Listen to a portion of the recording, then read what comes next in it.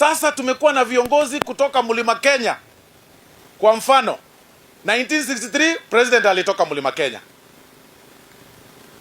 Akakuja Moi akaongoza yake akaondoka. Tukarudi Mlima Kenya. Baadaye tena tukarudi Mlima Kenya. Sasa nyinyi viongozi wa some of the people from Mount Kenya region, na ni vizuri tuwaambie, why are you complaining so much? Na nyinyi mmekuwa kwa term na presidents 3.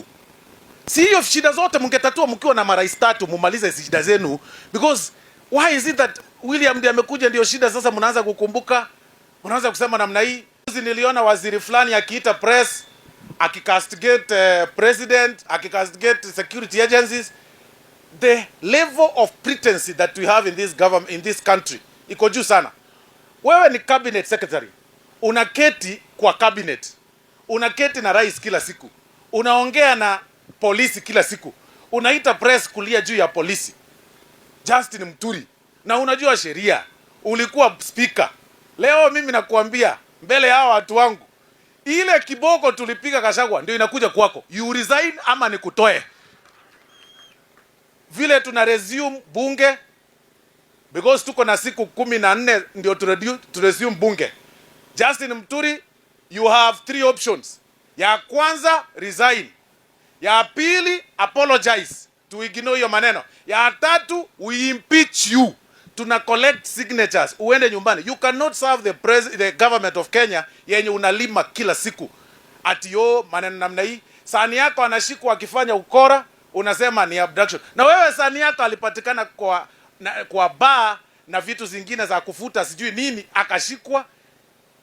Fundisha mtoto wako maadili bwana. Wacha ajipange pole pole. It can't be that the only people complaining are from one region. It can't be.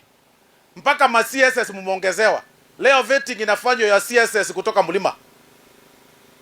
Na sisi tumenyamaza tu. Unafikiria tuko happy? Sisi tuko na CSS moja tu. CSS mmoja peke yake. Alafu CSS leo inatoka kutoka kwa Mlima Kenya wengine. Na tutawapitisha.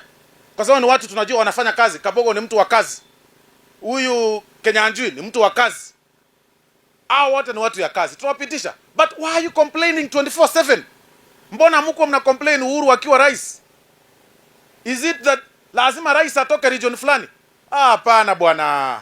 Hapana. Patia president time. Wakina nani wanasema hivyo president apewe time? Hebu nione kwa hiyo. Hata nyinyi mnakubali? Yes, apewe time. You can't be complaining. Asubuhi TV ukifungua unajua huyu ata complain. Kesho huyu ata complain themselves. Leo tufanye hivyo kwa sababu ya muda na hatukuweza short notice. Nilipelekea 1.5 million wajenge administration block. Nilikuwa kwa hiyo shule yote, nataka shule ionekane shule ya maana. Toroji. Basi toroji. Na kwa 200 na agenda. Kolega sio mako 500. In fact kolega azi no tana kende. 28 villages estimate kuigura. Toko igora estimate. Tukawalipia wote for the last years. Na sasa tunataka kufanya hivyo next month. Tuizone. Abane